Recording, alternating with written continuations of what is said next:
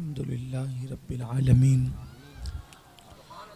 والعاقبۃ للمتقین والصلاة والسلام اعوذ باللہ من الشیطان الرجیم بسم اللہ الرحمن الرحیم ان اللہ لا یغیر ما بقوم حتی یغیر ما بانفسہم.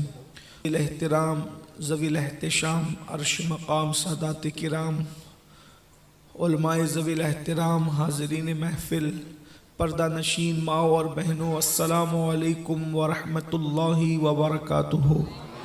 وہ سوئے لالہ زار پھرتے ہیں تیرے دن اے بہار پھرتے ہیں جو تیرے در سے یار پھرتے ہیں در بدر یوں ہی خوار پھرتے ہیں. اس گلی کا گدا ہوں میں جس میں مانگتے تاجدار پھرتے ہیں. پھول کیا دیکھو میری آنکھوں میں دشت طیبہ کے خار پھرتے ہیں. جان ہے جان کیا نظر آئے کیوں عدو گرد غار پھرتے ہیں. رکھیے جیسے ہیں خانہ زاد ہیں ہم مول کے عیب دار پھرتے ہیں. آہ کل عیش تو کیے ہم نے آج وہ بے قرار پھرتے ہیں. ہائے غافل وہ کیا جگہ ہے جہاں پانچ جاتے ہیں چار پھرتے ہیں. کوئی کیوں پوچھے تیری بات رضا تجھ سے کتے ہزار پھرتے ہیں. آج کی یہ محفل سیدی سید ابو الحسن عراقی عرف حاجی پیا رحمۃ اللہ علیہ کی یاد میں اصلاح عقائد و اعمال کے حوالے سے اعلیٰ حضرت ینگ کمیٹی کی جانب سے انعقاد پذیر ہے. بہت دنوں سے حضرت مولانا سرفراز صاحب اور ان کے رفقا کی طرف سے یہ اصرار تھا کہ میری حاضری ہو اور چند دنوں پہلے سید الطاف باپو تشریف لائے مولانا کا پیغام پہنچایا اور میں الحمدللہ آج حاضر ہوں. یہ شہر جسے پٹن کی زمین کہتے ہیں یہ ہزاروں نہیں بلا مبالغہ ہندوستان میں لاکھوں اولیاء کرام کی سرزمین ہے. اگر اس کو مدینۃ الاولیاء یا مدینۃ الشہداء کہا جائے تو یہ کوئی مبالغہ اور بیجا نہیں. اگر کسی کو باطن کی آنکھ یعنی اللہ نے دل کی آنکھ دی ہو تو وہ اس زمین پر قدم رکھنے کے لیے بھی لرزے کہ پتہ نہیں کسی شہید کی قبر پہ میرا پیر نہ پڑ جائے. یہ وہ زمین ہے. اللہ تبارک و تعالیٰ سے دعا ہے کہ اللہ تبارک و تعالیٰ ہمیں اپنے بزرگوں کے فیوز و برکات سے مالا مال فرمائے. میں نے جس آیہ کریمہ کی تلاوت کی ہے اللہ تبارک و تعالیٰ اس کے متعلق مجھے حق کہنے اور آپ سب کو حق سن کر اس پر عمل کرنے اسے عام کرنے کی توفیق عطا فرمائے. عالمی حالات پر ہماری اور آپ کی سب کی نظر ہے. کسی ایک ملک کی میں گفتگو نہیں کروں گا. پوری روئے زمین کی گفتگو میں آپ کے سامنے رکھنا چاہتا ہوں. ہم اپنے مسائل اور ان مسائل کا حل تھوڑا اس پر غور کریں. چونکہ اس جلسے میں میں سمجھ رہا ہوں کہ تقریباً 90% سب نوجوان موجود ہیں. ممبر سے لے کر زمین تک سب جوان موجود ہیں ماشاءاللہ. اور جس کمیٹی نے یہ محفل رکھی وہ بھی اعلیٰ حضرت ینگ کمیٹی ہے, وہ بھی نوجوانوں کی کمیٹی ہے. تو پوری دنیا کے اندر جو امت مسلمہ کو مسائل درپیش ہیں وہ یہ ہے کہ ہر جگہ مسلمانوں کو کچلنے کی, دبانے کی, برباد کرنے کی کوشش کی جا رہی ہے. اور کسی ایک ملک کا یا کسی ایک صوبے کا یا کسی ایک شہر کا مسئلہ نہیں ہے بلکہ یہ پوری دنیا کی روئے زمین کا مسئلہ ہے. زمین کے اوپر اگر کوئی شخص مسلمان بن کر بھی حکومت کر رہا ہے یا کوئی مسلمان نہیں بھی ہے تو بھی اس کا ٹارگٹ مسلمان ہے. وجہ کیا ہے اس کی؟ ایک وقت وہ تھا کہ ہم جیتے تھے شان سے, ہماری زندگی بڑی شان و شوکت کے ساتھ گزرا کرتی تھی. آپ کسی بھی زمین کا جائزہ لیجئے، زمین کے کسی بھی خطے پر مسلمان اجنبی زمین پر بھی چلا جاتا تو لوگ اس کے قدموں میں اپنی پلکوں کو بچھا دیتے، لوگ اس کی عزت کرتے، تعظیم کرتے، توقیر کرتے، حتیٰ کہ مسلمان اگر تاجر کی شکل میں جاتا تو بھی لوگ اس کا احترام بجا لاتے، اگر مسلمان کسی داعی کی شکل میں جاتا تو بھی لوگ اس کا احترام بجا لاتے۔ گویا کہ جس زمین پر مسلمان پہنچا اس نے احترام کا خراج وصول کیا، عقیدتوں کا خراج وصول کیا۔ لیکن آج اس قوم کے حالات ایسے کیوں ہو گئے؟ تو اللہ تبارک و تعالی قرآن مقدس میں ارشاد فرماتا ہے اگر ہم اپنے مسائل کو حل کرنے کے معاملے میں سنجیدہ ہیں تو تھوڑی دیر کے لیے غور کیجئے، اور اگر ہم سنجیدہ نہیں ہیں، اگر ہم صرف واٹس ایپ تک کے ہمدرد ہیں کہ کسی کی بھی تکلیف کو کلپ میں دیکھیں اور اس کے بعد آگے فارورڈ کر دیں، بس یہی اگر ہماری ہمدردی ہے اور ہم مسائل کا حل نہیں چاہتے، تو یاد رکھیے بڑی معذرت کے ساتھ بد دعا کے طور پہ نہیں کہہ رہا ہوں، حقیقت کے اظہار کے لیے کہہ رہا ہوں، اس وقت پوری دنیا میں مسلم امہ جو حالات کو دیکھ رہی ہے اس سے بدترین حالات ہوں گے، اور تمہاری داستان حل کرنا ہے، اپنے مسائل کا حل چاہتے ہو تو قرآن مقدس اور حدیث کی طرف رجوع لاؤ۔ اللہ پاک ارشاد فرماتا ہے ان اللہ لا یغیر ما بقوم حتی یغیر ما بانفسہم۔ اللہ فرماتا ہے جب اللہ کسی قوم کو نعمت دیتا ہے، اللہ کسی قوم کو عزت دیتا ہے، اللہ کسی قوم کو دولت دیتا ہے، اللہ کسی قوم کو عروج دیتا ہے، اللہ پاک کسی قوم کو ترقی دیتا ہے، اور پھر کیا ہوتا ہے؟ وہ قوم خود ایسے حالات پیدا کرتی ہے کہ اس سے وہ نعمت کو چھین لیا جائے، اس سے وہ عزت کو چھین لیا جائے، اس سے وہ شہرت کو چھین لیا جائے، اس سے وہ وقار کو چھین لیا جائے۔ اللہ نے کوئی کمی کی تھی مسلمانوں کو؟ دولت اتنی دی تھی کہ کلکتہ کے ایک ایک مسلم تاجر کے پاس انگریزوں کی زمین ہندوستان آمد سے پہلے، انگریزوں کے ہندوستان آنے سے پہلے کلکتہ کے ایک ایک مسلم تاجر کے پاس اتنی دولت ہوتی تھی کہ کسی ملک کے شاہی خزانے میں بھی اتنی دولت نہیں ہوا کرتی تھی۔ اللہ نے دولت اتنی دی تھی، عزت اتنی دی تھی، اتنا وقار عطا کیا تھا، حکومتیں کس کی بھی ہوا کرتی تھی، مگر مسلمانوں کے پاس عزت تھا، مسلمانوں کے پاس عزت تھی، وقار تھا۔ لیکن آج کیا ہو گیا؟ اللہ فرما رہا ہے کہ ہم کسی قوم سے اسی وقت نعمت چھینتے ہیں جب وہ قوم خود ایسے حالات پیدا کرتی ہے۔ مشکات شریف کی ایک حدیث ہے، اس کا مفہوم آپ کے سامنے رکھنا چاہتا ہوں۔ اللہ تبارک و تعالی ارشاد فرماتا ہے جب میں کسی قوم کو نعمت دیتا ہوں، جب میں کسی قوم کو نوازتا ہوں، جب میں کسی قوم کو عطا کرتا ہوں، پھر وہ قوم میری فرما بردار ہوتی ہے، وہ میری فرما برداری کرتی ہے، وہ میرے احکامات پر عمل کرتی ہے۔ اللہ فرماتا ہے میں اور نعمت دیتا ہوں اور میں ان کو اور نوازتا ہوں، ان پر رحمت کی نظر کرتا ہوں، حتیٰ کہ میں ان کی 7 پشتوں تک کرم کی نظر کرتا ہوں۔ کب ہوتا ہے؟ جب اللہ کی نعمتوں کو پا کر انسان اللہ کو نہیں بھولتا، جب اللہ کی نعمتوں کو پا کر انسان اللہ رب العزت کے غضب کو چیلنج نہیں کرتا، جب اللہ کی نعمتوں کو پا کر انسان اللہ کی فرما برداری کرتا ہے تو کیا کرم ہوتا ہے؟ 7 پشتوں تک اللہ رحمتوں کی نگاہ فرماتا ہے، کرم کی نگاہ فرماتا ہے، اور اس کے بعد پھر اللہ فرماتا ہے لیکن جب میں کسی قوم کو نوازتا ہوں، نعمت عطا کرتا ہوں، عزت عطا کرتا ہوں، شہرت عطا کرتا ہوں، اور پھر وہ میری فرما برداری نہیں کرتے بلکہ میری نافرمانی کرتے ہیں، تو اللہ فرماتا ہے میں ان سے ناراض ہو جاتا ہوں۔ اب ذرا غور کیجیے، اپنی داستان علم ادھر ادھر سنانے کی بجائے اس کے حل کی طرف آئیے۔ اللہ فرماتا ہے میں ان سے ناراض ہو جاتا ہوں، اور ناراض ہونے کے بعد اللہ پاک ارشاد فرماتا ہے اور جب میں کسی قوم پر ناراض ہوتا ہوں ان کے گناہوں کی وجہ سے، ان کی بغاوت کی وجہ سے، تو میں ان پر ظالم حکمرانوں کو مسلط کر دیتا ہوں، میں ان پر ظالم حاکموں کو مسلط کر دیتا ہوں، اور صرف ظالموں کو مسلط نہیں کرتا بلکہ ان ظالموں کے دل میں ان کی نفرت پیدا کر دیتا ہوں۔ ہوں، ان سے عداوت پیدا کر دیتا ہوں، اور پھر وہ ظلم کرتے ہیں اور پھر تم گڑ گڑاتے ہو، مگر ان کے سامنے گڑ گڑانا تمہیں کام نہیں آتا۔ اب ذرا حدیث کے پہلو پر آگے بڑھنے سے پہلے تھوڑی دیر کے لیے ذرا غور کیجئے، ذرا غور تو فرمائیے۔ اللہ نے دولت دی، اللہ نے عزت دی، اللہ نے نعمت دی، سب کے لیے وقت نکالا۔ کیا کبھی رب کے لیے وقت نکالا؟ اللہ کے لیے ٹائم نکالا؟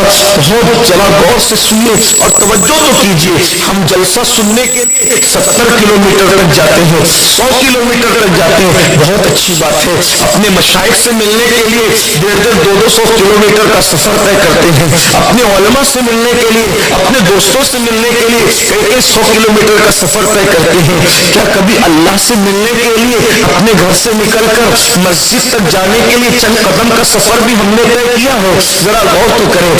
آپ ملنے کے لیے گئے علماء سے، آپ ملنے کے لیے گئے مشائخ سے، آپ ملنے کے لیے گئے دوستوں سے، آپ ملنے کے لیے گئے احباب سے، مجھے کوئی اعتراض نہیں، لیکن اللہ سے ملاقات کا وقت آ رہا ہے تو ہم وقت نکالنے کے لیے تیار نہیں۔ لیکن بات کیا ہے؟ سب سے محبت ہے، کیا رب سے بھی ایسی ہی محبت ہے؟ اللہ شکایت فرما رہا ہے تم سے، وما قدر اللہ حق قدری، کہ تم نے میری وہ قدر نہیں کی جو قدر کرنے کا حق تھا۔ ایک وقت کی نماز کے لیے 10 منٹ کا ٹائم لگنا تھا، لیکن وقت نکالا کس نے؟ اللہ اکبر۔ نعمتیں اللہ نے دی، اللہ کی نافرمانی میں نعمتوں کو یوز کیا۔ دولت اللہ نے دی، دولت کے انبار کو اللہ کی نافرمانی میں استعمال کیا۔ پھر اللہ فرما رہا ہے جب تم میری نافرمانی کرنے لگتے ہو تو میں تم پر ظالم حکمرانوں کو مسلط کرتا ہوں، ان کے دلوں میں تمہاری دشمنی ڈال دیتا ہوں۔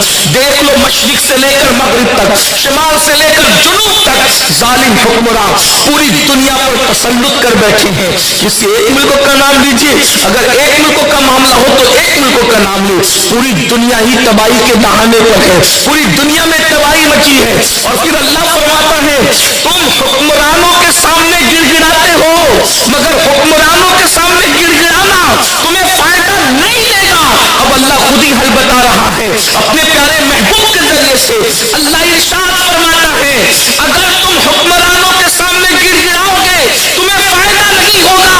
اگر تم حالات بدلنا چاہتے ہو، اپنا وقت بدلنا چاہتے ہو، اپنے اچھے دن لانا چاہتے ہو تو حکمرانوں کے سامنے مت گڑ گڑاؤ، اپنے گناہوں کو یاد کر کے گڑ گڑانا ہے تو میری بارگاہ میں گڑ گڑاؤ۔ اللہ کہتے ہیں میری بارگاہ میں رجوع لاؤ، میں تمہارے حالات کو بدل دوں گا، تمہارے حالات کو تبدیل کر دوں گا۔ اب آپ سے میں پوچھنا چاہتا ہوں ہم سب کے سامنے گڑ گڑا رہے ہیں، کیا ہم رب کی بارگاہ میں گڑ گڑانے کے لیے تیار ہیں؟ ہم اللہ کی بارگاہ میں رجوع لانے کے لیے تیار ہیں؟ اللہ اکبر، اللہ اکبر۔ اگر کسی کو دھکا لگ جائے ہم سوری کہتے ہیں، لیکن ہم ہزاروں گناہ کرتے ہیں اور اللہ کی بارگاہ میں معافی نہیں مانگتے۔ ذرا غور تو کیجئے، بائک سے ٹکرا جائے ہم اخلاق بتانے کے لیے سوری کہتے ہیں۔ اللہ اکبر، کہہ رہے ہیں اچھی بات ہے، ہم تو کہتے ہیں کہ سوری کہنا سیکھو، معافی مانگنا سیکھو، لیکن مخلوق سے معافی مانگنے والوں خالق سے معافی کب مانگو گی؟ اللہ سے معافی کب طلب کرو گی؟ اللہ کے سچے رسول صادق و مصدوق مصطفیٰ جان رحمت صلی اللہ علیہ وآلہ وسلم ارشاد فرماتے ہیں ایک ایک دن میں 70 مرتبہ استغفار میں خود کرتا ہوں۔ سید المعصومین 70 بار استغفار کرے، اور یہاں گناہوں کا پلندہ ہو کر کے ہم دن میں ایک بار بھی استغفار نہ کریں۔ حالات گناہوں کی وجہ سے بنتے اور بگڑتے ہیں۔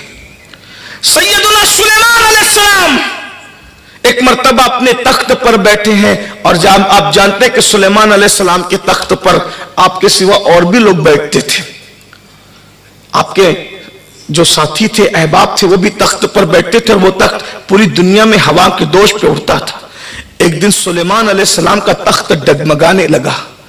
توجہ تو کریں، جس تخت پر نبی جلوگر ہے وہ تخت ڈگمگا گیا۔ سلیمان علیہ السلام نے اللہ سے اس کی مولا یہ تخت ڈگمگا رہا ہے، تو اللہ نے فرمایا بیٹھنے والوں کی نیتیں بدل گئی ہے، اس لیے تخت ڈگمگانے لگا ہے۔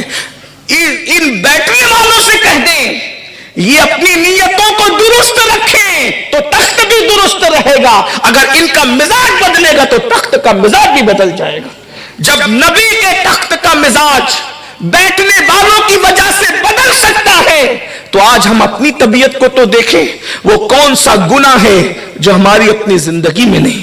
میں کہتا ہوں تم سدھر جاؤ، تم کہتے ہو تم سدھر جاؤ، ہم ایک دوسرے کو سدھارنے کے چکر میں ہیں، مگر قرآن کہتا ہے یا ایھا الذین آمنوا علیکم انفسکم، اے ایمان والو پہلے اپنے آپ کی فکر کرو۔ سدھارنے کا سلسلہ ہماری ذات سے ہونا چاہیے۔ ہم میں کوئی بندہ ایسا نہیں ہے جو گناہ کے اندر مبتلا نہ ہو، جو پاپ کے اندر مبتلا نہ ہو، اور یہ بات گنہگار ہو کر اپنے آپ کو گنہگار نہ سمجھنا، یہ فرعونیت ہے، فرعونیت، یہ نمرودیت ہے، اور سب کچھ ہونے کے بعد بھی اپنے آپ کو گنہگار سمجھنا یہ اللہ والوں کی نشانی ہے۔ آج ہر بندہ اپنے آپ کو بڑا پرہیزگار سمجھ رہا ہے، اور کہتے کتنی سادگی سے کہتے ہیں، معصوموں والی گفتگو کر رہے ہیں ہم، پتہ نہیں مولانا ہم سے کیا ہو گیا کہ یہ حالات آ گئے۔ ارے کیا نہیں کیا یہ کہو۔ ایک انسان کا ایک گناہ پوری قوم کو تباہ کرنے کے لیے کافی ہے، ایک انسان کا ایک گناہ۔ حدیث میں بھی یہ واقعہ موجود ہے اور قرآن میں بھی یہ واقعہ موجود ہے، میں اختصار کے ساتھ اس کو آپ کے سامنے رکھتا ہوں۔ ایک گناہ ایک انسان کا پوری قوم کو کیسے برباد کرتا ہے، اور اس کے بعد پھر تجزیہ کرتے ہیں، کیونکہ آپ نے اصلاح معاشرہ پہ گفتگو رکھی۔ مولانا نے مجھ سے کہا کہ آپ اصلاح معاشرہ پہ کہیں، اور یہی میری زندگی کا عنوان بھی، میں زیادہ تر چاہتا ہوں کہ لوگ اللہ کرے، اللہ رسول کی طرف رجوع کریں، کیونکہ ضرورت اسی کی، ہر دور میں اسی کی ضرورت ہے۔ کل بھی ہماری کامیابی حضور کے قدموں میں تھی، اور آج بھی ہماری کامیابی حضور کے قدموں میں ہے۔ ہم اللہ کے رسول سے دور ہو گئے، ہم زبانی دعووں کے ذریعے سے بہت بڑی بڑی بات کرتے ہیں، لیکن عملی میدان میں ہماری حضور سے قربت کچھ بھی نہیں، بلکہ قربت تو جانے دیجئے، میں تو ڈرتا ہوں کہ پتہ نہیں رشتہ بھی کچھ باقی رہ گیا ہے حضور سے کہ نہیں رہ گیا ہے۔ بڑی معذرت کے ساتھ یہ جملہ بہت بڑا میں نے کہہ دیا، سخت ہو تو معاف کیجئے گا، لیکن ایک بات آپ کو بتاؤں، جس دل میں حسد ہے اس دل میں پھر حضور کیسے ہیں، مجھے یہ بتایا جائے۔ کیا حسد نہیں ہمارے دلوں میں؟ لوگ زنا کرنے کو برا سمجھتے ہیں، لوگ حسد کو تو برا سمجھتے ہی نہیں۔ حالانکہ آپ اہل نظر سے پوچھئے کہ زانی سے بدترین انسان جو ہے وہ حاسد ہے، حاسد۔ پڑوسیوں سے حسد، بھائیوں سے حسد۔ میں تو کہتا ہوں دنیا دار آوارہ طبقہ تو اپنی جگہ مبتلا ہے جرائم کے اندر، جنہیں مذہبی ہونے کا دعویٰ ہے وہ بھی حسد کا شکار ہے۔ حضور سیدنا شیخ عبد القادر جیلانی غوث العظم دستگیر رضی اللہ تبارک و تعالیٰ نے ارشاد فرماتے ہیں، شیطان کا گھر جس نے برباد کیا اس کو حسد کہتے ہیں۔ حضرت آدم سے حسد کیا اور حسد کر کے خود شیطان بن گیا، اور پھر حضرت آدم سے حسد کی وجہ سے حضرت آدم کے ساتھ سازش بھی کی اس نے، اور سازش کر کے حضرت آدم کو جنت سے نکال دیا۔ لیکن حاسد کا بگڑا، محسود کا کچھ نہیں بگڑا۔ حضرت آدم نکلے تھے تو اکیلے بیوی کو لے کے نکلے تھے، مگر جب جنت میں جائیں گے تو کروڑوں اولاد کو ساتھ لے کر جنت میں جائیں گے۔ پتہ چل رہا ہے کہ جس کے ساتھ سازش ہوئی اس پر مصیبت تو آئی، مگر اس کا بگڑا کچھ نہیں، مگر جس نے سازش کی ہے وہ تو کبھی جنت میں داخل ہو ہی نہیں سکتا۔ آج اپنے ہی بھائیوں کے خلاف سازشیں کرنے والوں، مجھے بتاؤ تو صحیح، سگے بھائی کے خلاف سازش کرتے ہو، پڑوسیوں کے خلاف سازش کرتے ہو، یہ دل میں حسد کی وجہ سے ہے۔ جس دل میں حسد ہے، حسد پاخانے سے زیادہ ناپاک ہے، حسد پیشاب سے زیادہ ناپاک ہے۔ مجھے بتاؤ جہاں پاخانہ ہوتا ہے کیا وہاں ہمارے پیر، ہمارے علماء، ہمارے مشائخ بیٹھ سکتے ہیں؟ جب پاخانے پہ علماء مشائخ نہیں بیٹھتے تو حسد کی گندگی پر رسول اللہ کا تخت دل میں کیسے لگ سکتا ہے؟ حضور کی آمد دل میں کیسے ہو سکتی ہے؟ پھر اس کے بعد آپ دیکھ لیں، عداوتیں ہیں، دشمنیاں ہیں، برادریوں کے نام پہ عداوتیں ہیں، سلسلوں کے نام پہ عداوتیں ہیں، اداروں کے نام پہ عداوتیں ہیں، تنظیمیں اور تحریکوں کے نام پہ عداوتیں ہیں۔ گویا کہ ہمارے دل میں جس دن حضور آ گئے اس دن میری بات یاد رکھنا، ہم انسان تو انسان ہے، جانوروں سے بھی پیار کرنے لگیں گے، یہ سوچ کر کہ یہ اللہ کی مخلوق ہے۔ اللہ اکبر، آج انسانوں کے لیے پیار نہیں ہے اور وہ لوگ جانوروں سے پیار کرتے تھے۔ مجھے بات یاد آئی، عنوان میں نہیں لیکن میں عرض کر رہا ہوں، میں اپنے عنوان کی طرف چلتا ہوں۔ جس کے دل میں حضور کی محبت ہوگی وہ کبھی کسی اللہ کی مخلوق سے نفرت کر ہی نہیں سکتا۔ یہاں پر میں اس طبقے کی بات نہیں کر رہا ہوں جو حضور کے بے ادب اور گستاخ ہے. اس طبقے کے لیے تو محبت کے لیے کوئی جگہ نہیں, کیونکہ ہمارے معیار محبت یہ ہے جو حضور کا وفادار ہے اسی کے لیے محبت کے لیے جگہ ہے, اور جو حضور کا وفادار نہیں پھر اس کے لیے کچھ بھی نہیں. یہ میں وضاحت کے طور پر جملہ کہہ دیا کیونکہ کبھی کبھی لوگ مفہوم مخالف مراد لینے میں بہت ایکسپرٹ ہوتے ہیں, اس لیے میں نے تھوڑی سی وضاحت کر دی. جس دن دل میں حضور بستے ہیں مخلوق خدا کے لیے خود بخود پیار ہوتا ہے. اس کی وجہ یہ ہے کہ حضور کی محبت, رحمت للعالمین کی محبت دل کے اندر رحم ضرور پیدا کرتی ہے. اور ہم تو کہتے ہیں ہم عاشق رسول ہیں اور ماں باپ کے لیے بھی دل میں رحم نہیں, ہم عاشق رسول ہیں اپنے بھائیوں کے لیے بھی دل میں رحم نہیں, ہم عاشق رسول ہیں اپنے پڑوسیوں کے لیے بھی دل میں رحم. اتنے سخت ہو گئے, قتل بھی ہو رہے ہیں, جادو بھی ہو رہے ہیں, لوگوں کو برباد کرنے کے پلان بھی بن رہے ہیں, سب ہو رہا ہے. لیکن دیکھیے عاشقوں کی طبیعت دیکھیے. امام العارفین قدوۃ الاولیاء سیدنا سید احمد کبیر رفاعی رضی اللہ تعالیٰ, بڑا نام ہے, بڑی ذات بھی, بڑا نام بھی ہے, اپنے زمانے کے غوث ہیں سیدی احمد کبیر رفاعی رضی اللہ. سلسلہ رفاعیہ کون نہیں جانتا. بارگاہ رسالت میں مقبولیت کا عالم یہ ہے کہ حضور علیہ السلام کی چوکھٹ پہ جا کے کہتے ہیں حضور میں آپ کو سلام کرتا, السلام علیکہ یا جدی, حضور آپ پر سلام ہو, میرے داد نانا آپ پر سلام ہو. تو قبر انور سے جواب بھی آتا ہے. تو عرض کرتے ہیں یا رسول اللہ میں تو جواب ہی سننے نہیں آیا تھا, میں تو مسافے کی نیت لے کر کے آیا تھا. تو قبر انور سے ہاتھ باہر آتا ہے اور مسافے کا شرف نصیب ہوتا ہے. اب وہ سیدی احمد کبیر رفاعی مخلوق کے لیے دل میں محبت کا حال دیکھیں. ایک مرتبہ تہجد پڑھ کر آنکھ لگ گئی, آپ کی آستین پر بلی آ کر سو گئی, آستین پہ بلی آ کر سو گئی. تہجد کی نماز کے بعد آنکھ لگی, بلی سو گئی. اذان فجر سے آنکھ کھلی تو دل نے چاہا کہ اب تو فجر کے لیے مسجد جانا ہوگا. فوراً خیال آتا ہے اگر میں مسجد اٹھ کر کے جاتا ہوں تو بلی کی نیند خراب ہو جائے. آپ مجھے بتائیں کسی مذہب میں کسی مسلک میں یہ فکر بتائیے کہ بلی کی نیند کا بھی کوئی خیال کرتا ہے؟ لیکن جن کے رتبے ہیں سوا ان کو سوا مشکل ہے.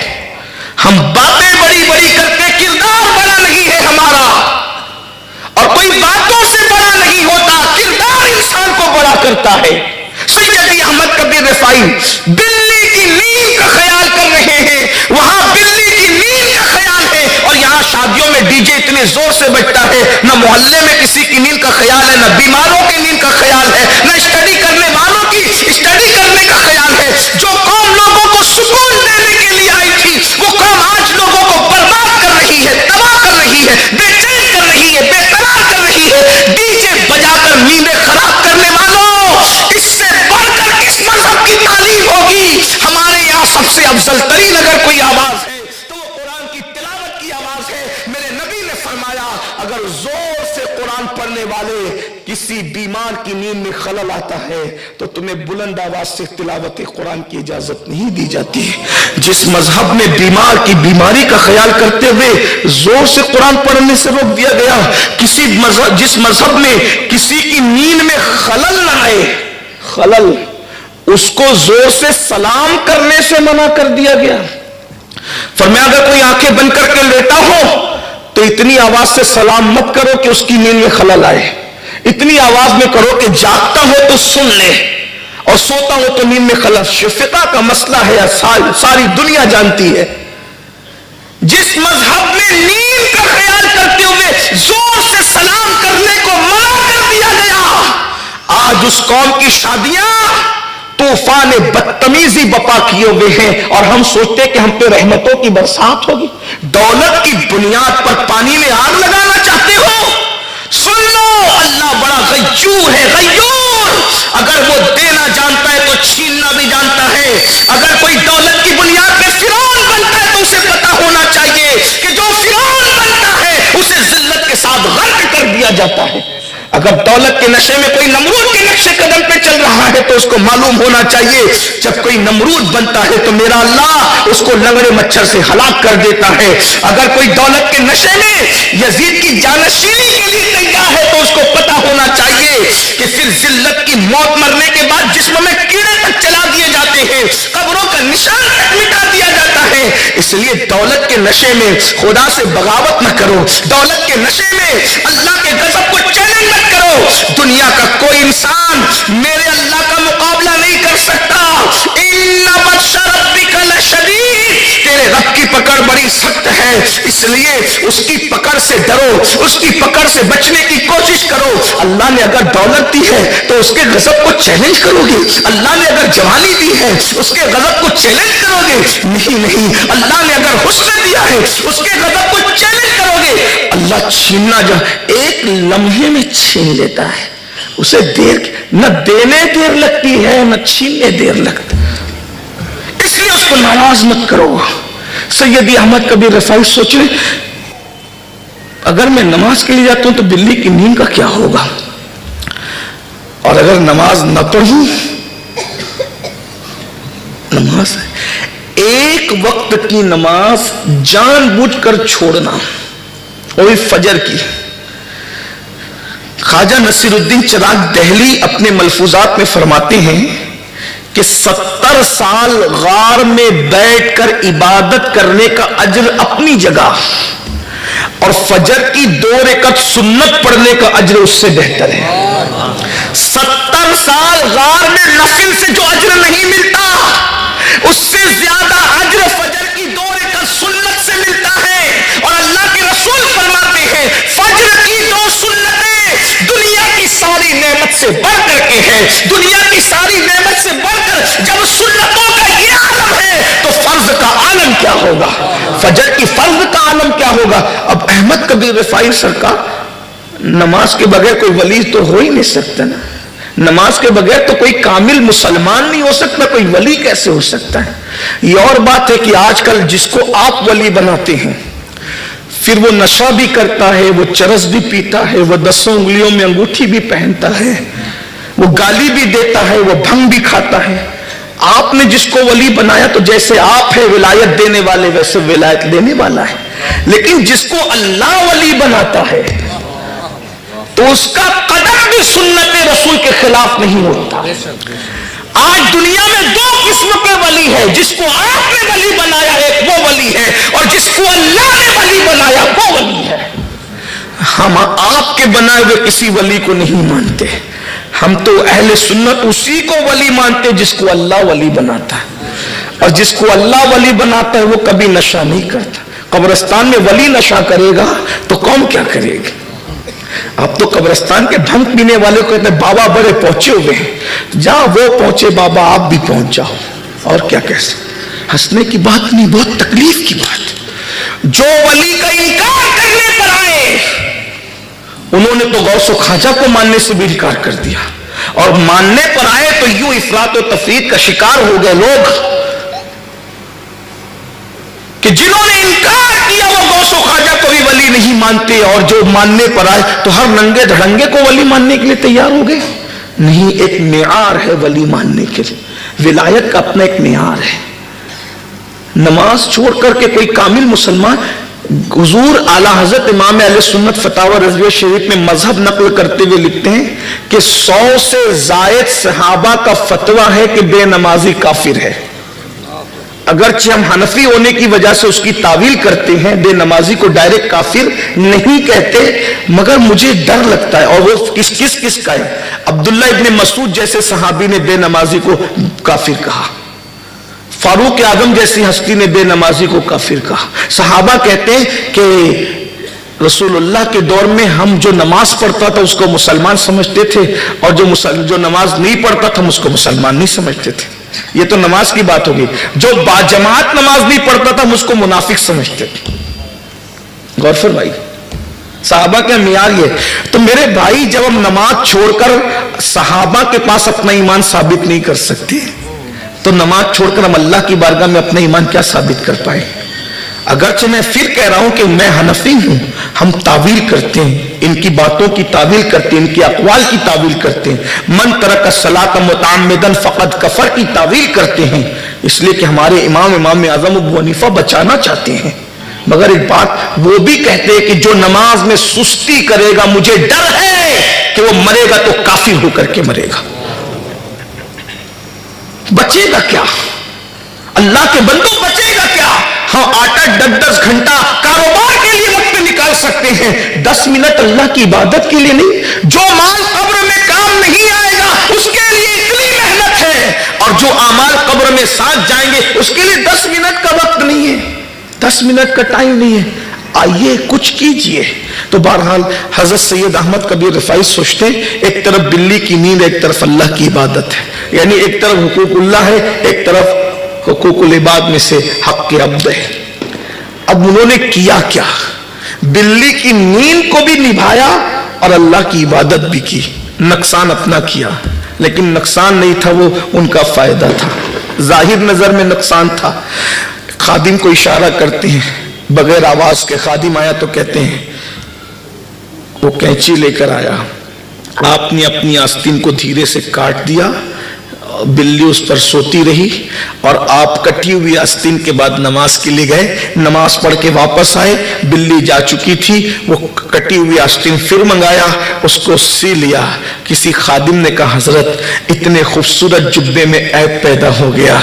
حضرت احمد کبیر رفاعی کہتے بیٹا جبے کے عیب سے کوئی فرق نہیں پڑتا، اگر نیند خراب کرتا تو ایمان میں عیب پیدا ہو جاتا، اور اگر عبادت نہ کرتا تو ایمان میں عیب پیدا ہو جاتا۔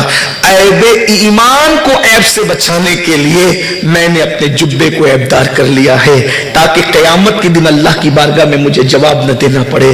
آپ اندازہ فرمائیں مخلوق کے لیے دلوں میں یہ پیار تھا، جو بلیوں کا اتنا خیال کرتے ہوں وہ ماں باپ کا کتنا خیال کرتے ہوں گے۔ اور آج کل تو ہم بڑے بااخلاق بننے کے، ہم بھی بلیوں پہ پیار آ گیا، بلیوں پہ پیار آ گیا، ہمیں بھی بلیاں پال رہے ہیں، بلیوں کے لیے آن لائن کھانے منگا رہے ہیں، بلیوں کے لیے بستر ہے، کتے اور بلیوں کو اپنی گود میں اور اپنے بستروں میں لے کے سو رہے ہیں۔ یعنی آپ بھی بڑے بااخلاق ہو گئے۔ یہ کون سا اخلاق ہے کہ بلی بستر میں لے کے سوئی جا رہی ہے اور ماں باپ کی کھٹیا گھر سے باہر کر دی گئی ہے؟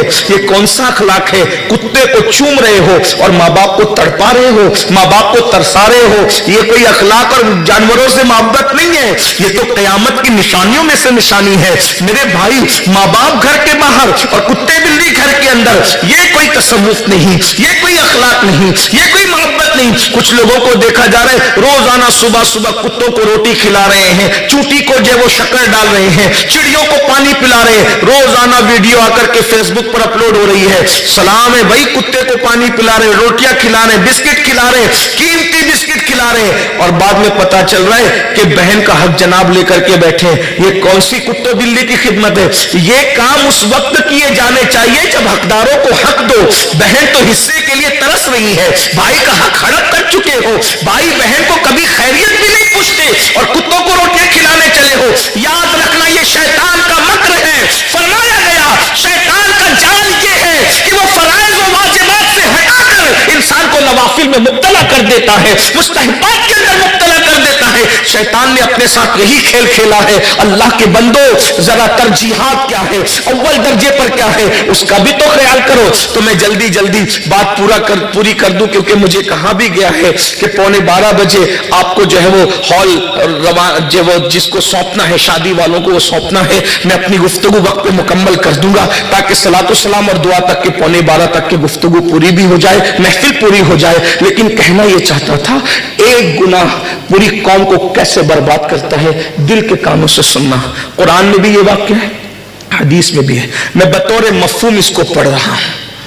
ایک گناہ ایک آدمی کا پوری قوم کو برباد کرتا ہے۔ اس کو بہت سیریس لینا، بہت غور سے سننا، پھر سوچنا کہ ہم کہاں ہیں۔ اللہ کے پیغمبر حضرت موسیٰ کلیم علیہ السلام، بڑا نام ہے نبیوں کی دنیا میں، جو 4 انبیاء کرام اللہ رب العزت نے جنہیں بہت شہرت دی، اور انبیاء کی کائنات میں جن 4 کو اللہ نے چنا ان میں سے ایک حضرت سیدنا موسیٰ علیہ السلام، موسیٰ کلیم اللہ ہے۔ اللہ نے کہا موسیٰ وہ فلانی جو قوم ہے وہ باغی ہو گئی ہے میری، وہ بغاوت کیے، اس لیے تم ان پہ جا کر کے چڑھائی کرو اور ان کو سبق سکھاؤ. یعنی اللہ کی یہ سنت ہے، جو بھی باغی ہوتا ہے کبھی محبوبوں کو چڑھائی کرنے بھیجتا ہے اور کبھی مردودوں کو چڑھائی کرنے بھیجتا ہے، لیکن چڑھائی ضرور ہوتی ہے، باغی پر چڑھائی ضرور ہوتی ہے. کبھی حضرت موسیٰ کو کھڑا کرتا ہے، کبھی ہلاکو اور چنگیز کو کھڑا کرتا ہے. اس کی شان ہے، سنت الہیہ ہے. وہ گوارا نہیں کرتا، وہ صبور ہے. الصبور جلدی سے بدلہ لینے کا فیصلہ نہیں کرتا، جلدی سے عذاب نازل نہیں کرتا، کیونکہ وہ صبور ہے، ڈھیل دیتا ہے. لیکن جب انسان اس کی غیرت کو چیلنج کرتا ہے تو پھر کسی کو کھڑا کرتا ہے. جب ہلاکو اور چنگیز خان حملے کے لیے آئے نا تو اس وقت بزرگوں نے کہا تھا ان سے کون مقابلہ کرے گا، کیونکہ اللہ والوں کی روحیں ان کے سر پہ، رجال اللہ کی روحیں ان کے سر پہ، اور کہتی ہے اے کافروں ان فاسقوں کو برباد اور ختم کر دو. آپ غور کیجئے، فاسقوں کے لیے کافروں کو کھڑا کیا جاتا ہے. تو فاسق بنو ہی مت، فاسق بنو گے تو کافر کھڑے کیے جائیں گے. اور فاسق نہیں بن رہے ہو، داڑیاں مڈا کر فاسق بن گئے، نماز چھوڑ کر فاسق بن گئے، زنا کے اڈوں کو آباد کر کے فاسق بن گئے، ڈیجیٹل طور پر گھروں میں چھپ کے جو جوا کھیل رہے ہو راتوں رات کروڑ پتی بننے کے چکر میں. ہے کہاں؟ مولوی کی آنکھوں سے چھپ سکتے ہو، مولا کی آنکھ سے نہیں چھپ سکتے. آپ کیا سمجھ رہے ہیں؟ ہم کیا سمجھ رہے ہیں؟ رات کے پاپی اور دن کے غازی بن کر کے نجات ہوگی؟ وہاں تو اعلان ہے جو دن کو نیکی کر کے رات کو پاک کرتے ہیں، حمام منصورہ، ہم ان کی نیکیوں کو ریزہ ریزہ کر دیتے ہیں. وَالْعَاقِبَةُ لِلْمُتَّقِينَ، آخرت تو صرف متقیوں کے لیے ہے، اور اللہ عمل بھی متقیوں کا قبول کرتا ہے. یہ سمجھنے والوں، تمہیں پتا نہیں یہ سبق کس نے پڑھایا کہ اللہ سب کا قبول کرتا ہے. سو بہت غیور ہے میرے بھائی. اگر حلوہ شراب کی پیالی میں رکھو گے تو کوئی متقی قبول کرے گا؟ اگر حلوہ نجاست کی تھالی میں رکھ کے پیش کرو گے تو کوئی ذی شعور قبول کرے گا؟ اگر گوبر کی پلیٹ کے اندر آپ نے بریانی رکھ کر کے دی تو کوئی قبول کرے گا؟ تو وہ اللہ، اس کے بارے میں کیا سمجھتے ہو کہ زنا بھی کرو گے، پاپ بھی کرو گے، حرام بھی کھاؤ گے، اور اس کے بعد ان گندگیوں کے ساتھ اللہ کی بارگاہ میں عمل تحفے کے طور پہ پیش کرو گے، وہ قبول کرے گا؟ وہ بہت غیور ہے. بے شک وہ رحیم ہے، کریم ہے. میں مایوس کرنے نہیں آیا، لیکن یہ جو بے غیرتیاں ہیں اس کی طرف تو توجہ کرنی پڑے گی. اللہ کے رسول نے فرمایا، مفہوم حدیث ہے کہ دن کا غازی اور رات کا پاپی اللہ اس کی عمل کو مسترد کر دیتا، رد کر دیتا، اس کو ضرورت ہی نہیں عمل کی. وہ تو متقیوں کا عمل قبول کرتا ہے. میرے بھائی، نیت ڈاماڈول ہو جائے تو وہ نبی کے بیٹے کا عمل رد کر دیتا ہے. حابیل اور قابیل دونوں نے قربانی دی.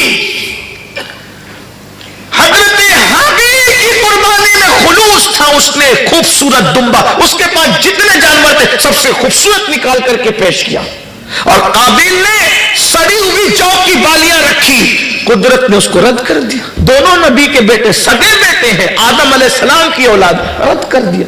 جب وہ نبی کے بیٹے کا عمل رد کرتا ہے تو میں اور تم کون ہیں؟ تو یہ نہ سمجھو کہ شراب کے پیالے بھی انڈیلتے رہیں گے، غیبتیں بھی کرتے رہیں گے، چگلیاں بھی کرتے رہیں گے. غالب نے کہا تھا نا کہ رند کے رند رہے، ہاتھ سے جنت نہ گئی. یہ معاملہ اسلام میں نہیں. حضرت موسیٰ علیہ السلام کو حکم ہوتا ہے، میرے کلیم وہ قوم باغی ہو گئی، آپ جائیے اور جا کر کے ان پہ چڑھائی کیجئے، ان کو ان کی حیثیت یاد دلائیے.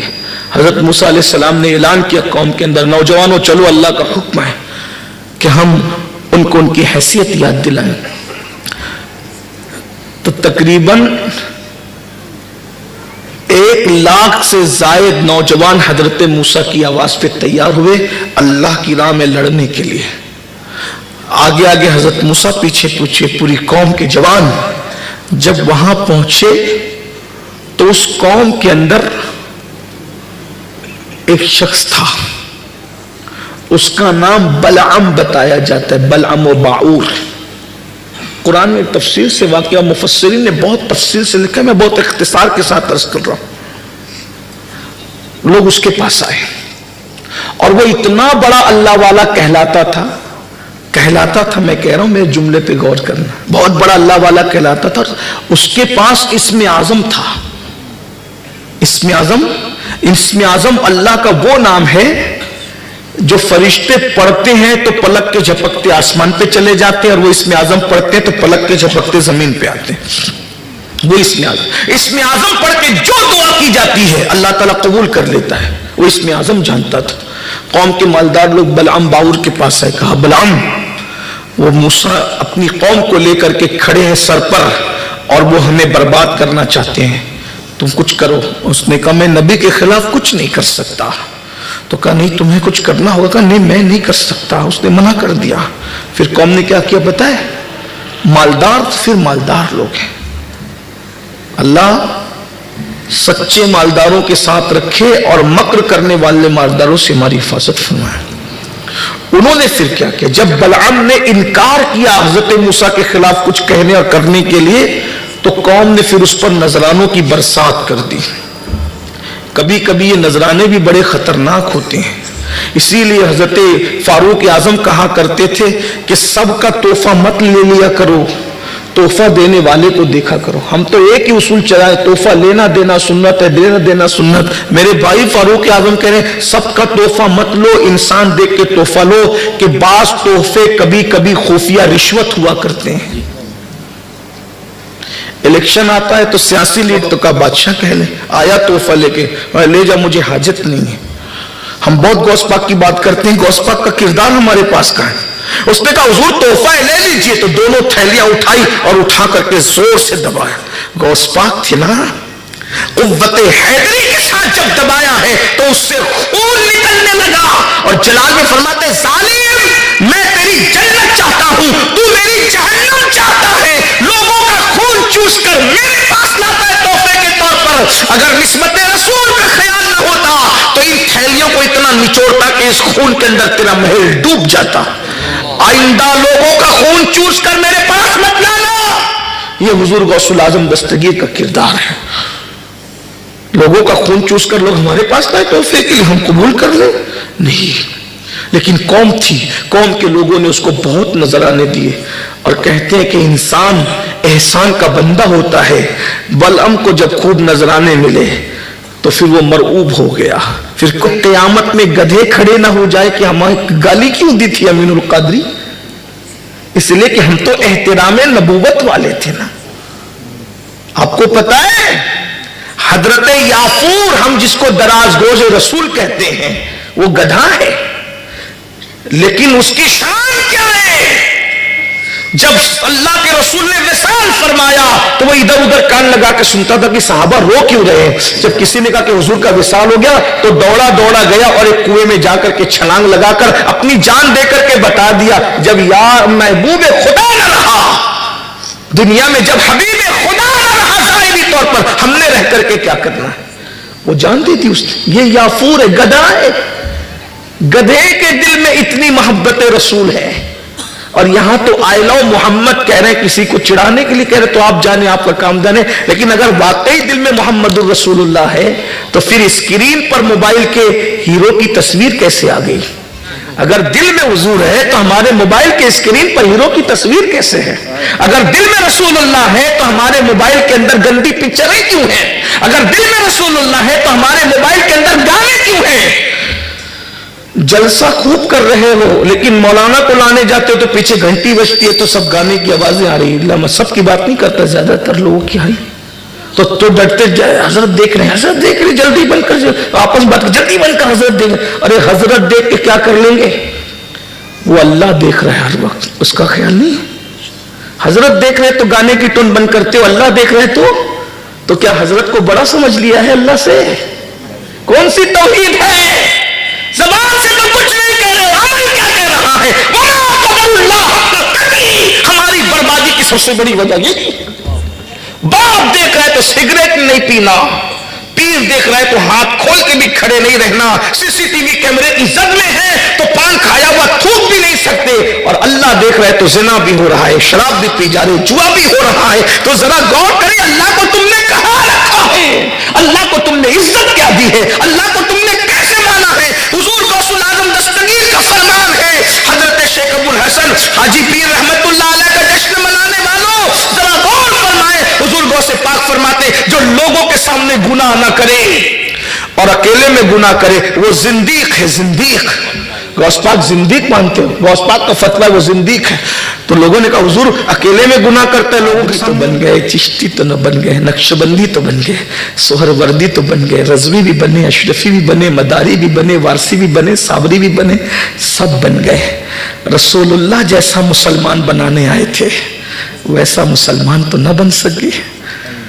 اور جب تک ایسے مسلمان نہیں بنو گے کوئی قادریت نہیں ہے آپ کے پاس, بہت معافی کے ساتھ, کوئی چشتیت نہیں ہے آپ کے پاس. یہ سب بات کی باتیں, قادریت, چشتیت, نقشبندیت, سہروردیت, رضویت, اشرف, پہلے وہ مسلمان بنو نا جو رسول اللہ بنانے آئے تھے. یہ سب چیزیں تو سونے پہ سہاگا کرنے کے لیے ہے, یہ سب چیزیں تو بلندی درجات کے لیے. ہم وہ مسلمان بھی نہ بن سکے, وہ مسلمان بھی نہ بن سکے جو حضور بنانے آئے تھے. حضور کی خواہش کے مطابق مسلمان نہ بن سکے تو کسی پیر کی خواہش کے مطابق قادری چشتی کیا بن سکتے. سب کھیل کر رہے میرے بھائی ہم لوگ. اور جب آنکھیں بند ہوگی موت کی شدت سے تب ہماری آنکھیں کھلے گی دل کی, ہم سوچیں گے ہم پچھتائیں گے, لیکن اس دن پچھتانا کام نہیں آئے گا. بات دور نکل گئی, مختصر میں اتنا عرض کر دوں. بلعام سے کہا گیا کہ بد دعا کرو حضرت موسیٰ اور ان کی قوم کے لیے. بلعام نے ہاتھ اٹھائے, حضرت موسیٰ اور ان کی قوم کے لیے جیسے بد دعا کرنا چاہا تو جیسے جیسے وہ حضرت موسیٰ علیہ السلام کا نام لینے کی کوشش کرتا اس کی زبان پہ حضرت موسیٰ کا نام نہیں آتا. حضرت موسیٰ کی قوم کا نام لینے کی کوشش کرتا تو حضرت موسیٰ کی قوم کا نام اس کی زبان پہ نہیں آتا. حضرت موسیٰ کا نام لیتا تو اپنا خود کا نام آتا, قوم موسیٰ کا نام لیتا تو اس کی اپنی خود کی قوم کا نام آتا.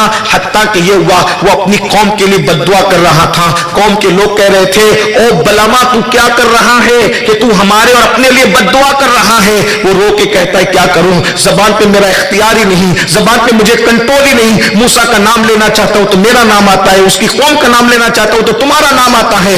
بالآخر اس کی زبان سینے پہ لٹک گئی. اللہ نے فرمایا کہ کتے کی طرح اس کی زبان ہم نے سینے پہ لٹکا دی. قرآن کہہ رہا ہے اس کی زبان سینے پہ لٹک گئی. وہ رو پڑا اور اسم اعظم بھول گیا, سب چیزیں اس سے سلب کر لی گئی, مردود ہو گیا. پھر اللہ تبارک و تعالی نے جب اس کو مردود, ذرا غور کیجئے یہودیوں کی سازش کیا ہے, ذرا غور کیجئے. جب بلعام نے کہا کہ میں تو برباد ہوا, قوم نے کہا تو برباد ہوا, ہمیں بربادی سے بچنے کا کوئی طریقہ بتا. تو اس نے کہا ایک طریقہ جانتا ہوں, بد دعا تو نہ کر سکے, اس میں کامیاب تو نہ ہو سکے, اب کامیابی کا تمہیں ایک راستہ بتاتا ہوں, تم کامیاب کیا ہوں گے وہ ناکام ہو جائیں گے. کہا کیا؟ کہا مرد کی سب سے بڑی کمزوری عورت ہے. یہ یہودیوں کی فکر, پرانی فکر ہے. مرد کی سب سے بڑی کمزوری عورت ہے. تم اپنی خوبصورت لڑکیوں کو حضرت موسیٰ کی قوم کے سامنے کھڑا کر دو, آخر وہ نوجوان ہے. عورت آگ کی طرح ہوتی ہے, مرد موم کی طرح ہوتا ہے. آگ کے قریب جب موم جاتا ہے پگھل جاتا ہے, نہیں پگھلتا تو نرم ضرور پڑ جاتا ہے. دیکھو پھر کیا ہوتا ہے. اور انہوں نے نیم اڑیاں شاید میری طرح جو کچھ کم پڑھے لکھے وہ نہ سمجھ سکے نیم اڑیا کا مطلب, لیکن اگر میں اس کا ترجمہ کر دوں تو کچھ پڑھے لکھے لوگوں کے کان پہ بار بھی ہو جائے, مگر بہرحال گفتگو وہی ہے جو سمجھ میں آئے. نیم اڑیا کا مطلب ہوتا ہے آدھی ننگ لڑکیوں کو دیکھا, اور دیکھنے کے بعد ایک نوجوان ہمت کر کے حضرت موسیٰ علیہ السلام کے پاس ایک لڑکی کو اپنی گود میں اٹھا کر کے لایا. کہا یہ کتنی خوبصورت ہے دیکھیے. حضرت موسیٰ نے فرمایا استغفر اللہ, اللہ اکبر, یہ کیا کر رہا ہے تو؟ کہ اس نے کہا میں اس کے ساتھ نکاح کروں گا, میں اس کے ساتھ شادی کروں گا. آپ نے فرمایا اللہ کے بندے, ہم اللہ کے حکم سے لڑنے آئے ہیں, ہم یہاں شادی بیاہ کرنے نہیں آئے ہیں. جب تک کہ ہم ان کو کیفر کردار تک نہیں پہنچا دیتے اس وقت تک یہاں کی کوئی چیز ہمارے لیے حلال نہیں ہوگی. اس کو جلدی سے واپس کر. جب حضرت موسیٰ نے اس کو شادی کے لیے منع کر دیا تو شیطان اس پہ غالب آیا. اس خوبصورت لڑکی کے ساتھ اس لڑکے نے ایک کونے میں جا کر کے زنا کیا. ایک بندے کا ایک گناہ, جس قوم میں موسیٰ کلیم جیسا پیغمبر موجود ہو, ایک لڑکی کے ساتھ ایک لڑکے نے زنا کیا. ایک سیکنڈ کے اندر اس کے زنا کی نحوست یوں ظاہر ہوئی کہ پورے لشکر میں پلیگ, طاعون کا مرض پھیل گیا. ایک سیکنڈ کے اندر ताउन और प्लेग का मर्ज फैल गया एक सेकंड में। हम किस को जाए अपनी बर्बादी का की दास्तान सुनाने, किसके पास रोए, कहां आंसू बहाएं। अल्लाह के बंदो, अल्लाह के पैगंबर मूसा कलीम की मौजूदगी में, हजरत कलीम की मौजूद, हम कहते हैं गौस पाक के गुलाम है, हमारा क्या बिगड़ेगा, हम गरीब नवाज के गुलाम है, हमारा क्या बिगड़ेगा। मेरे भाई वक्त क़यामत पर कलीम खड़े हुए हैं, गौसो खाजा है, मगर अंबिया है। ये अहले सुन्नत का अकीदा है, कोई भी गैर नबी के बराबर कभी नहीं हो सकता। अरे जिस लश्कर की क़यादत कलीमुल्लाह जैसा पैगंबर कर रहा हो, अल्लाह अकबर, दूसरे बहुत से अंबिया हैं इतनी बड़ी शान वाले, मगर उनके नाम भी हमें नहीं पता। जिन चंद अंबिया के नाम पता है उनमें से ये 4 बड़े नाम हैं। अल्लाह अकबर, उसमें से हजरत मूसा अलैहिस्सलाम हुजूर सबसे बड़े नबी हैं। उनके बाद अंबिया में सबसे बड़ा दर्जा इब्राहिम खलीलुल्लाह का है। उनके बाद अंबिया में सबसे बड़ा दर्जा हजरत मूसा कलीमुल्लाह का है।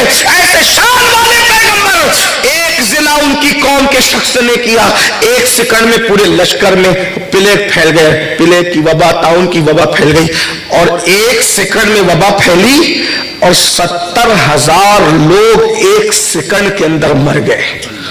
70,000 लश्कर में, 1 लाख से जायद के लश्कर में, 1,40,50,000 के लश्कर में अगर 70,000 लोग एक साथ मर जाएं, क्या खौफ फैलेगा, क्या हिरासत फैलेगी, इंसान की बेचैनी क्या होगी। अरे कोविड के अंदर इधर से 4 जगह से जनाजे का ऐलान होता था, वो मर गया, तो लोगों की दिल की धड़कनें तेज हो जाती थी। 4 जनाजों का ऐलान कैसे हो रहा है। 70,000 मैयतें एक साथ पड़ी हो, पूरा लश्कर छोड़ के हजरत मूसा अलैहिस्सलाम को भाग गया। जो मर गए वो तो मर गए, जो बचे वो सब छोड़ के भाग गए। एक बंदा जिना करे तो नबी का शुरू किया हुआ मिशन बज़ाहिर पूरा नहीं हो रहा है। नबी गए थे ना मिशन लेकर अल्लाह के हुक्म से, किसने, एक बंदे में से, एक बंदे के जिना और गुनाह की नहूसत ये है। हजरत मूसा को वापस पलटना, आप वापस पलटे, हजरत मूसा वापस पलटे। आप कुरान उठाकर, तफसीर उठाकर देखें, जब एक बंदे के एक जिना की नहूसत का ये आलम है, अल्लाह करे जिन आवाजों, जिन कानों को मेरी आवाज की जरूरत है, उन कानों तक की आवाज पहुंच जाए। जब एक इंसान के एक जिना इन पूरी कौम को ऐसे बर्बाद करता है, यहां तो रोजाना जिना हो रहा है, एक बंदा नहीं कर रहा है।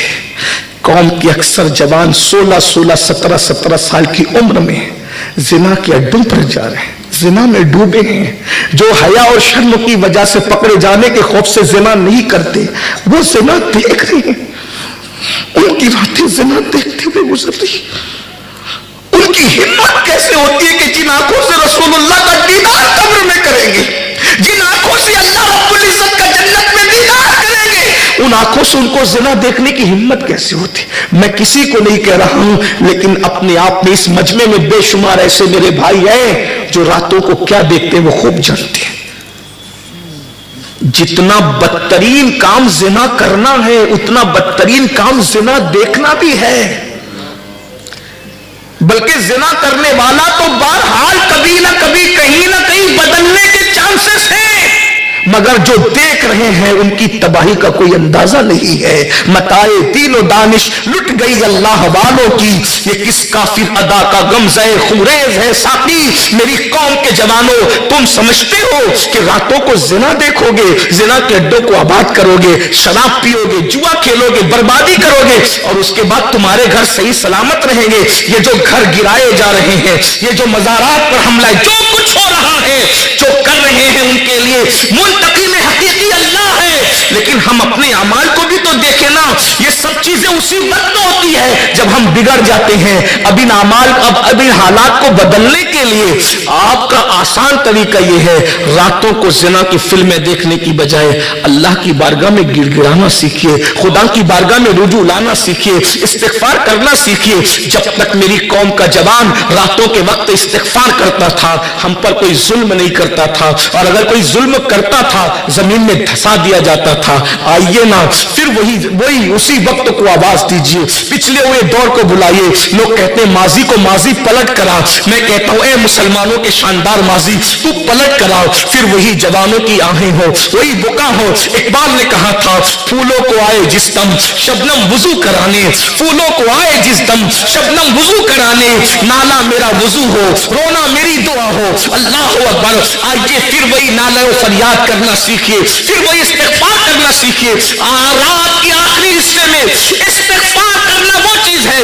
میرے مرشد سیدنا مخدوم اشرف جہانگیر سمنانی فرماتے ہیں رات کے آخری حصے میں عبادت کرنے سے مجھے جو مقامات ملے ہیں وہ کسی عبادت کی وجہ سے نہیں ملے ہیں. آئیے اگر کوئی تم پہ ظلم کر رہا ہے اس کی شکایت پولیس تھانے میں کرنے کی بجائے اللہ کی عدالت میں کرنا سیکھیے. پولیس تھانے رشوت لے کر اس کو چھوڑ سکتے ہیں لیکن اللہ کی رشوت نہیں چلتی. 2 رکعت نفل پڑھیے, بولیے اللہ اکبر. آگ لانے والوں کو نبوت کا تاج پہناتا ہے, عرب کے بوریا نشینوں کو کیسر و کسرا کا تاجدار بناتا ہے. روزانہ زندہ مرغی سے مردہ انڈا پیدا کرتا ہے اور مردہ انڈے سے زندہ مرغی پیدا کرتا ہے. وہ وہی تو ہے جو صبح کو سورج نکالتا ہے اور شام کو بحفاظت اس کو غروب کر دیتا ہے. زمین سے ہزاروں گنا بڑا سورج کتنی نزاکتوں کے ساتھ سفر کرتا ہے ہماری نگاہوں کے سامنے. وہ کون ہے جو سورج کی نکیل پکڑ کر نکال کر کے پھر غروب کرتا ہے؟ اتنے بڑے سورج کو وہ کہاں ڈلا دیتا ہے؟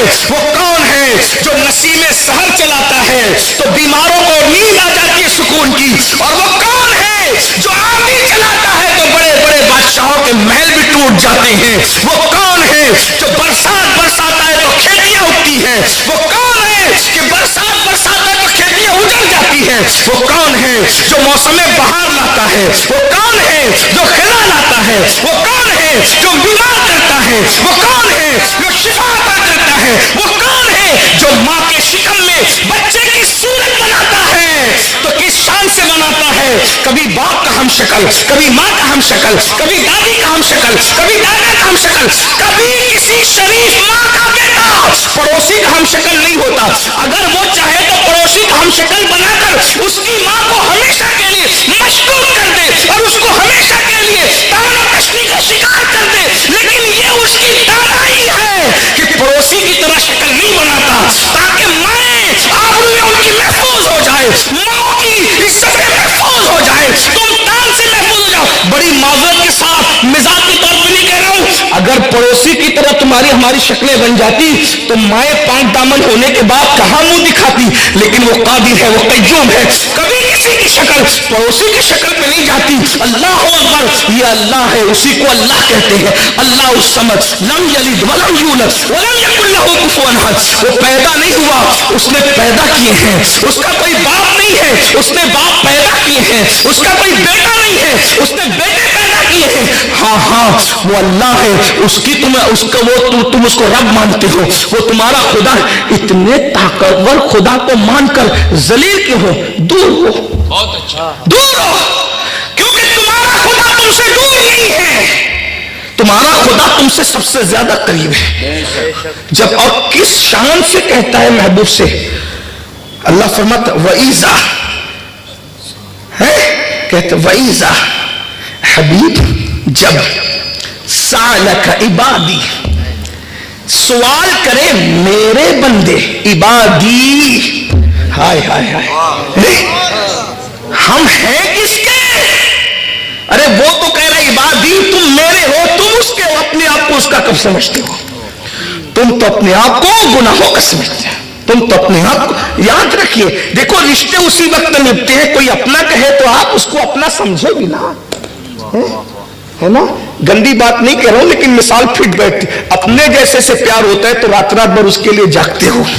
جس نے عبادی کہہ کر کے تمہیں شرف بخشا, کبھی اس کے لیے بھی جگہ 500 کی نوٹ گم ہو جائے تو آنکھوں میں آنسو آتے ہیں, کبھی اس کی فجر چھوٹنے پر بھی آنکھ میں آنسو بہایا ہے, کبھی ٹھوکر لگتی ہے تو آہیں نکلتی ہے, کبھی گناہ کے بعد بھی آہیں نکلی ہے کہ یار کو جواب کیا دوں گا. وہ کہتے وَإِذَا سَأَلَكَ, محبوب سے کہہ رہا ہے وَإِذَا سَأَلَكَ عِبَادِي, جب تم سے محبوب میرے بندے میرا پتہ پوچھے کہ اللہ کہاں ہے. کس سے کہہ رہا محبوب سے کہہ وَإِذَا سَأَلَكَ, پتہ چلا محبوب جہاں ملے گا وہ در مصطفیٰ جان رحمت ہے. اس لیے 1857 کے بعد کی توحید کو ہم نہیں مانتے, ہم تو قرآن والی توحید کو مانتے ہیں. لوگ نبی کیا دیتے ہیں, میں نے کہا نبی خدا کا پتا دیتے ہیں, یہ خدا بتا رہا ہے. نبی خدا سے ملا دیتے ہیں, یہ خدا بتا رہا ہے. نبی خدا کا صحیح ایڈریس دیتے ہیں, خدا بتا رہا ہے. ورنہ کوئی اور ہو تو بتاؤ جس سے اللہ نے کہا وَإِذَا سَأَلَكَ عِبَادِي. جب میرے بندے آپ سے پوچھے نا, اس لیے کہ پتہ بتانے والے کو معلوم بھی تو ہونا چاہیے نا. کوئی گیا ہے وہاں تک جہاں تک وہ گئے ہیں؟ ارے جہاں تصور جبریل نہ جا سکا وہاں اس میرے آقا اس سے آگے تشریف. کیف کے پر جہاں چلے کوئی بتائے کیا نہیں ہو. تھکے تھے روح الامین کے بازو, کہاں وہ دامن کہاں وہ پہلو, رکاب چھوٹی امید ٹوٹی, نگاہیں حسرت کے ولولے تھے. گنچے جو چٹکے تھے میرے امام کہتے ہیں, بریلی کا قلندر کہتا ہے یہ بھی یاد رکھنا سب کچھ ہونے کے بعد فکر رضا کا دامن کبھی مت چھوڑنا, ورنہ اس کے مصطفیٰ سے ہاتھ چھوڑو گے. آج لوگ بہت پتا طرح طرح کی باتیں کریں, اللہ کی پناہ چاہتے ہیں بزرگوں کا نقش قدم چھوڑنے کے معاملے میں. تو کہتے ہیں کہ گنچ جو چٹکے تھے ما اوہا, دنا کے باغ میں بلبل سدرہ تک اس کی بو سے بھی محرم نہیں. وَإِذَا سَأَلَكَ عِبَادِي, جب میرے بندے, میں تو اگر صوفیہ اس آیت پر وجد کرتے تھے عبادی ہے عبادی میرے بندے, اس سے بڑا اعزاز کیا ہے بھائی. میرے بندے, میرے اللہ کہہ رہے ہیں میرے بندے, قیامت تک کے سب کہیں میرے. فَإِذَا سَأَلَكَ عِبَادِي, میرے بندے جب آپ سے میرے بارے میں پوچھے تو آپ جواب دیں. کیا کہیں؟ ہائے ہائے کہتے ہیں آپ جواب دیجئے. کیا جواب دیجئے؟ اللہ اکبر, کہ میں ان کے قریب ہوں. فَإِنِّي قریب, اور صرف قریب نہیں ہوں, جب وہ مجھے پکارتے ہیں. اللہ اللہ اللہ. اجیب الدعوہ اذا دعان, جب وہ مجھے پکارتے ہیں تو میں ان کی پکار کا جواب بھی دیتا ہوں. پکار کے دیکھو بڑے بڑے لیڈروں کو کوئی ہے جواب دے, لیکن وہ یقین اگر قرآن میں سچائی نہیں ہے معاذ اللہ تو پھر سچائی کہاں ہے؟ قرآن سے بڑی سچی کتاب کون ہے؟ اللہ کی کتاب سے. اللہ ہمیں کہہ رہا ہے محبوب کی ضرورت کہ محبوب میرا پتا میں ان کے قریب ہوں, اور جب وہ مجھے پکار, یعنی جب پکارو گے یار کی طرف سے جواب آئے گا, لیکن کوئی پکارے تو نہ, پکار کر تو دیکھو نا. وہ کہہ رہے میں تمہیں جواب دیتا ہوں, یعنی تمہاری جب پکار کو سنتا ہوں, تم جو مانگتے ہو تمہیں آتا ہے. تو اللہ کتنا قریب ہے. فَإِنِّي قریب تو نے کہا, تو کتنا قریب ہے. تو پھر ایک مقام پہ اس کی تشریح خود ہی کر دے, ہوا معکم اینما کنتم, کتنا قریب ہو تم جہاں ہو میں وہیں ہوں. تم جہاں ہو اپنے علم و قدرت کے اعتبار سے پھر اس کی تشریح کرتے جائیے. وقت نہیں ہے کہ میں آپ کے سامنے تشبیہ اور تنزیہ کی کوئی بحث چھیڑوں, اس کی کوئی ابھی یہاں اللہ آپ سمجھ بھی نہیں پائیں گے نہ میں سمجھا پاؤں, لیکن اتنے مختصر سے وقت میں. مگر ہوا معکم اینما کنتم, تم جہاں کہیں ہو ہم تمہارے ساتھ ہیں. تو کتنا ساتھ ہے, کتنا ساتھ ہے. پھر اس سے بڑی بات کہتا ہے, یہ شان ہے تفسیر قرآن بالقرآن ہو رہی, کہتا ہے نحن اقرب الیہ من حبل الورید, میں تمہاری شہرک سے زیادہ قریب ہوں. اس سے قریب بھی کوئی, ہم دور ہو گئے. تو اپنے مسائل کا حل اللہ کی بارگاہ میں گڑ گڑاؤ, استغفار کرو.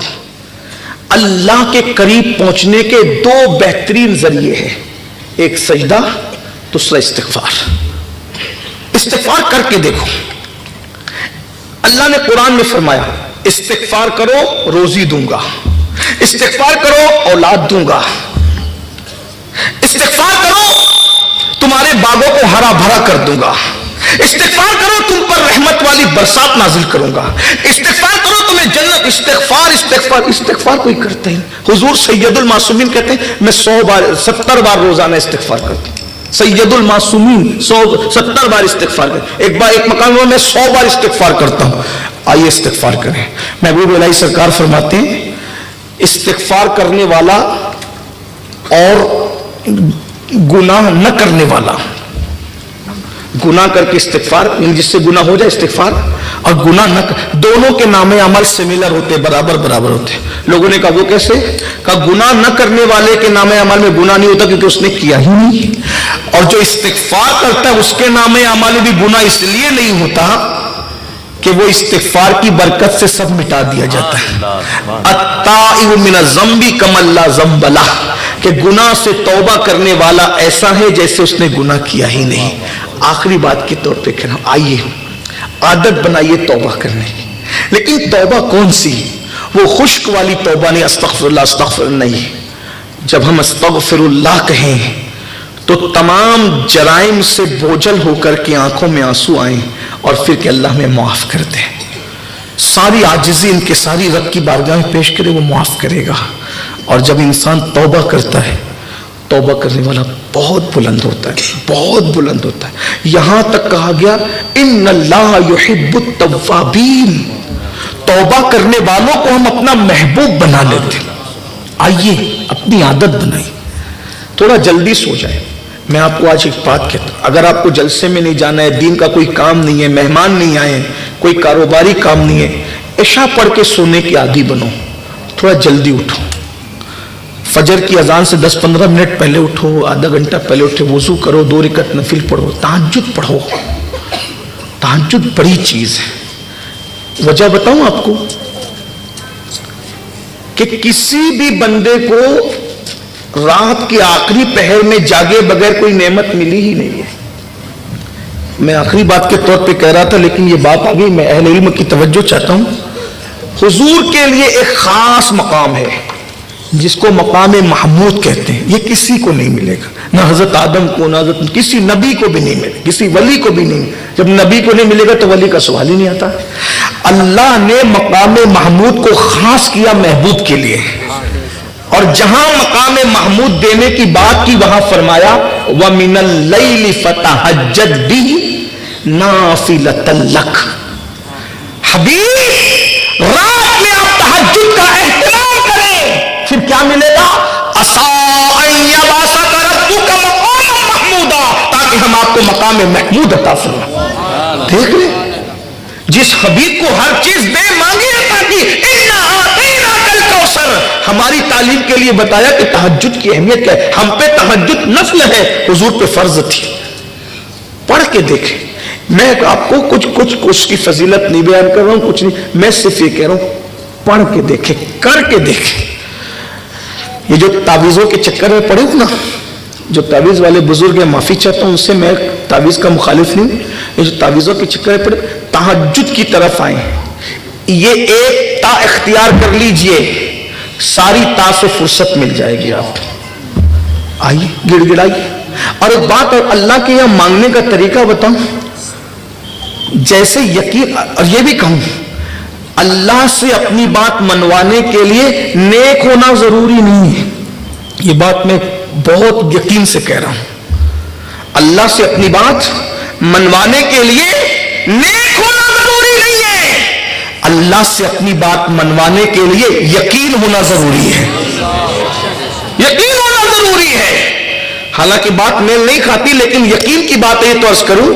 ایک ولی تھے، ان کی ولایت چھن گئی. ولی تھے، ولایت چھن گئی. 70 اولیاء نے مل کر دعا کی. توجہ دیکھیں یقین کی برکت. حالانکہ وہاں تقویٰ بھی تھا لیکن میں آپ کو بات آئی تو بتا رہا ہوں. 70 اولیاء نے مل کے دعا کی، اللہ اس کی ولایت چھن گئی، واپس کر دے، واپس کر دے، واپس کر دے. نہیں نہیں نہیں، سب کو منع کر دیا. یعنی کہ شان غیرت پر آتے ہیں ولیوں کو منع کر دیتے ہیں، اور شان کرم پر آتے ہیں تو پھر بشر جیسے کو اٹھا کر کے مقام محبوبیت عطا کی جاتی ہے. کسی سود کھانے والے کو حبیب اجمی بنا دیا جاتا ہے.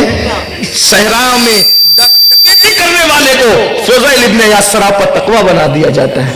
اور جب ناراضگی ہوتی ہے تو بلم باور جس کو اسم اعظم دیا تھا اس کو چھین کر زبان کتے کی طرح لٹکا دی جاتی ہے. تو ہمیشہ ڈرتے رہنا چاہیے. تو 70 اولیاء دعا کر اللہ دے دے دے دے، منع کر، نہیں ناراض ہے، نہیں دیں گے، نہیں لوٹائیں گے. پھر اس کے بعد یہ مقدمہ غوث پاک کی بارگاہ میں آیا. مرشد غوث پاک نے کہا دے دے مولا. ارشاد ہوا 70 نے دعا کی, سب کو منع کیا, تیری اکیلے کی مانوں. یقین دیکھیں, یقین والے کہاں سے چلے کہاں پہنچے. جو اہل شک اگر میں مگر میں رہتے ہیں